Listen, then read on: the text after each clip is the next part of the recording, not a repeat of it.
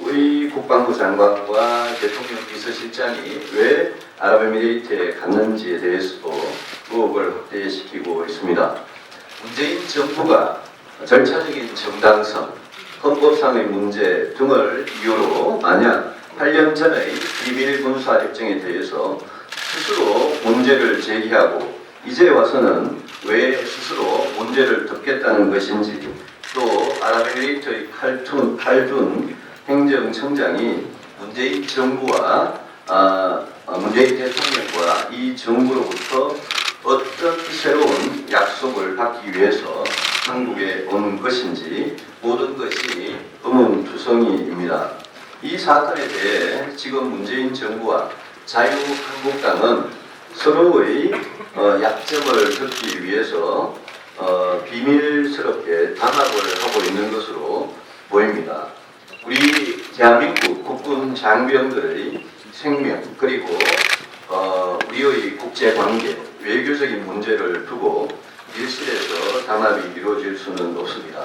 이 문제에 대해서 국정조사를 요구했던 저와 바른정당 입장은 여전히 유효하며, 칼둔 행정청장이 방언을 마치고 나면 문재인 대통령과 이 정부는 어떤 일이 있었는지 꼭 밝혀주시기를 바랍니다.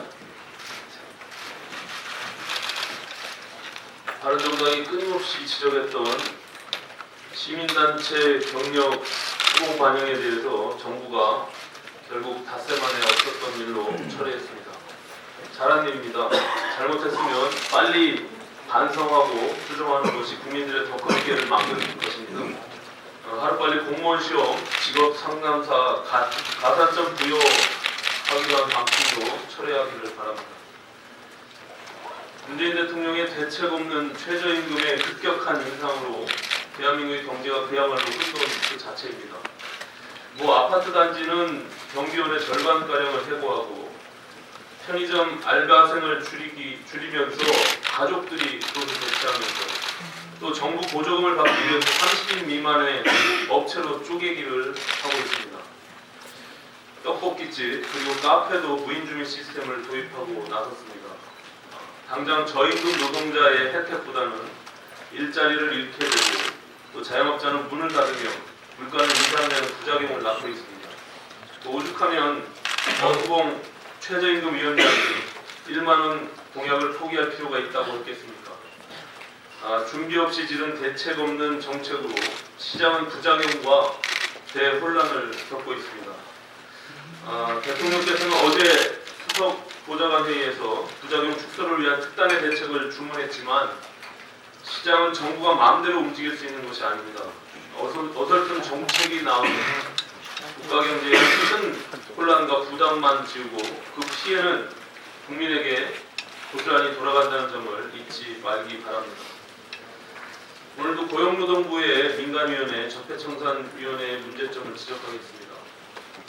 고용노동부가 전교조의 법외노조 행정처분 과정 등 15개 조사 과제를 확정하고 조사에 착수했습니다. 사실상 법외노조를 합법화하려는 수순으로 보여집니다. 조사 대상에는 박근혜 정부의 일반 해고 및 취업규칙 변경의 2대 지침을 시행하는 과정에서 행정 권한을 남용하지 않았는지, 이것을 살펴본다는 것입니다. 또한 노동계가 지속적으로 제기해왔던 노동계 블랙리스트 의혹과 전교조에 대한 법외노조 통보 과정도 이 부분에 포함되어 있습니다. 2013년 해직교사를 조합원으로 인정한 것을 두고 전교조는 고용노동부로부터 법외노조 통보를 받았으며, 전교조는 즉각 행정소송을 제기해서 지금 1심, 2심 모두 패소한 상황입니다. 이 사건은 현재 대법원에 계류 중에 있습니다. 정부는 반드시 대법원 판결을 기다려야 합니다. 만약 정부가 전교조 법외노조 통보 직권 취소를 하려고 한다면 이는 3권 분립 원칙에 위배될 뿐만 아니라 민주주의 질서의 정면으로 도전하는 것입니다. 전 정부의 국정 철학이나 정책까지도 다음 정부가 적폐로 규정하고 법적 잣대를 들이댄다면 이 정부도 결코 예외가 되지 못할 것이며 정권마다 나쁜 악순환이 될 것임을 경고합니다.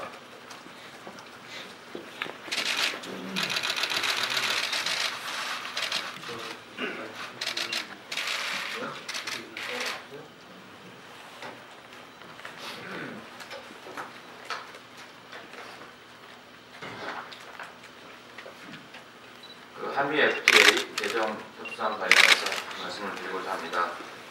5가지로 나눠서 말씀을 드리면, 한미 FTA 개정 협상은 미국 측이 공격 카드를 내밀면 한국 측이 방어 카드를 내미는 형식으로 진행될 것으로 예측이 됩니다. FTA 뇌관으로 꼽힐 정도로 우리 피해가 우려되는 미국산 농축산물에 대한 관세, 즉시 철폐를 강하게 요구할 수도 있습니다. 이제부터 진검승부가 들어간다라고 말씀드릴 수 있습니다. 정부는 자국 우선 원칙에 입각해서 교육 축소가 아닌 교육 확대와 농축산물 등의 우리나라 민감한 산업을 보호하는 협상을 준비해야 된다. 세 번째, 보다 강력한 협상용 카드를 개발해야 할 것이다. 협상 과정에서 미국이 자동차 관련 규제를 완화를 주장할 경우에는 농축산물 양화의 기존 불균형 개선 요구로 막고를 놓을 필요가 있다. 네 번째, 한국의 불리한 점을 개선한 기회로 삼아야 할 것입니다. 다섯 번째, 수출 증가세를 꺾게 해서는 안 된다. 이 원칙에 따라서 이런 개정 협상에 임해야 되고, 그 협상의 결과가 불리한 추세로 나갈 경우에는 협상을 보이콧하는 것도 생각해 볼 수 있다라고 말씀드리겠습니다. 두 번째, 얼마 전에 박인숙 의원님도 말씀을 하셨는데, 유치원, 어린이집 영어 방과 후 특별활동 금지에서 말씀을 드리겠습니다. 우리 존경하는 박인숙 최고위원께서 공교육 정상화 촉진 및 선행교육 규제특별법 개정을 대안으로 제출하기로 하셨습니다.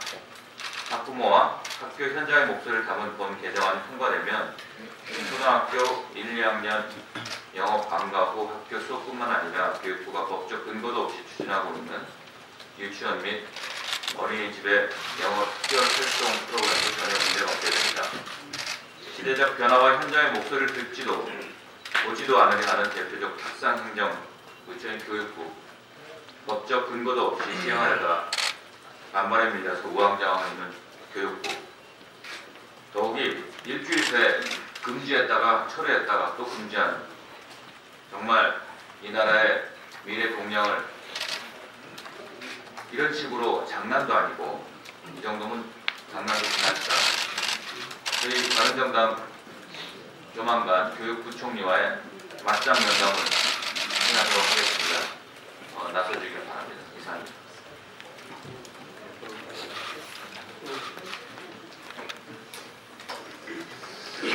의원님 실국회가 되면은 정개특위 헌법개정특위에서 논의해야 될 사항에 대해서 몇 가지 좀 말씀을 드리겠습니다.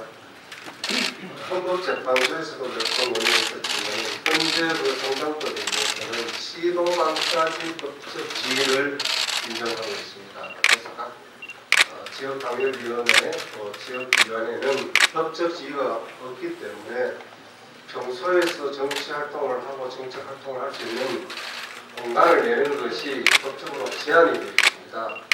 이런 문제에 대해서는 전향적으로 실질적으로 정치 활동을 할 수 있는 공간을 인정해주는 법 개정이 있어야 된다. 이 점을 먼저 말씀을 드립니다. 알로 헌법 11조 5에 되면은 평등과 차별 금지 조항이 있는데, 단지 정당 활동을 하는 원외위원장뿐만 아니라 대한민국 국민은 누구라도 사무실을 이어서 그 사무실 적인 정치 활동, 정책 활동을 할 수 있도록 보장을 해줘야 된다. 이렇게 전향적으로 2월 정기국회에서 또 정개특위나 헌법개정특위에서 논의가 되길 촉구를 합니다. 두 번째, 87년 체제인데, 87년 이전에는 모든 선거 때 기호는 추첨에 의해서 정해졌습니다.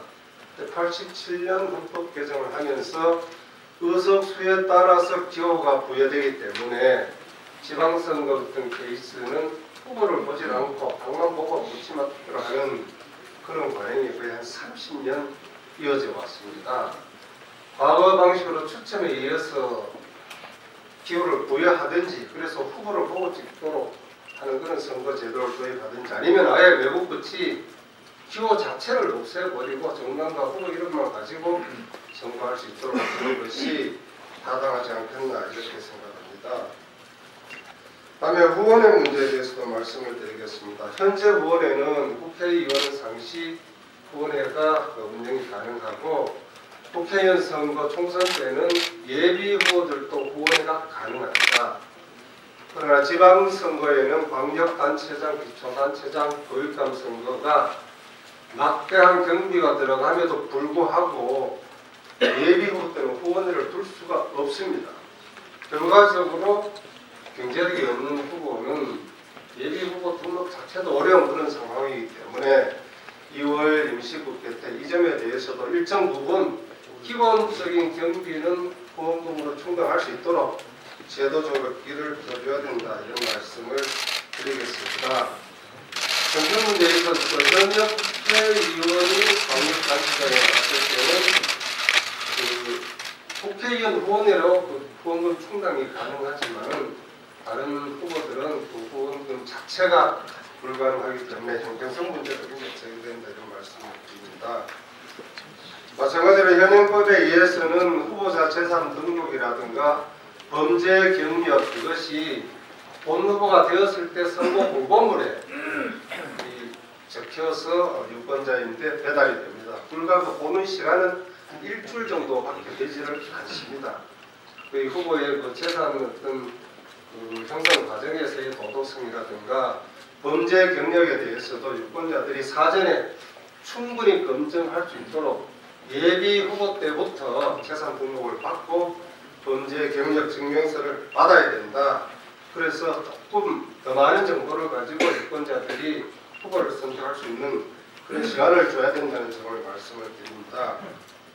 마지막으로 우리나라 선거법에는 피선거권은 현재 19세인데 18세로 정치권에서 어느 정도 합의가 이루어져 있는 상태고 피선거권은 25세로 되어 있습니다. 25세는 48년 70년 전에 정해진 피선거권 나이가 그대로 이루어지는데 현재 그 당시에 25세였던 일본은 피선거권을 좀 낮췄고 서구 유럽에서는 피선거권이 낮아서 대학생 국회의원 지방위원 단체장이 나옵니다. 우리도 이제 세월이 많이 흘렀기 때문에 선거권만 낮출 것이 아니라 피선거권도 대학생들이 지방위원으로서 또 국회의원으로서 단체장으로서 출마할 수 있는 기회는 줘야 되지 않겠나 해서 20세로 하든 22세로 하든 대폭 피선거권을 낮춰줄 필요가 있다. 이런 점에 대해서는 저희 바른정당 내부에서도 다시 논의를 계속하면서 입장 전매를 하겠지만은 2월 임시국회가 열리면은 정치개혁특위에서 좀 심도 있게 논의해서 전향적인 결과가 나오길 기대를 합니다. 이상입니다. 예, 여러 말씀 이용계